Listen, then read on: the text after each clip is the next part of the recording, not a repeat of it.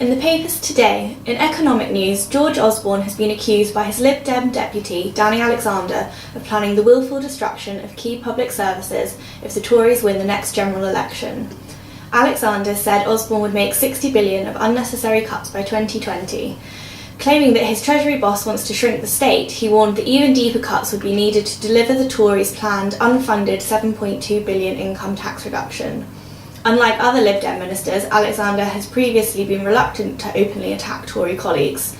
The Lib Dems support clearing the deficit on day-to-day spending on services by 2017 to 18, but unlike the Tories, would meet 20% through tax rises on the wealthiest.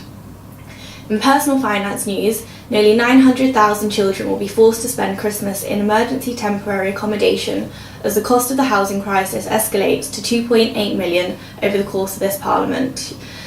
Stats from the Department for Communities and Local Government show that 60,940 families will spend Christmas in the emergency temporary accommodation.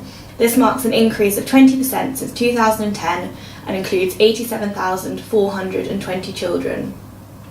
Finally, in property news, falling house prices could lead to higher rates of mansion tax if Labour is to meet its targets of raising £1.2 billion that emerged yesterday.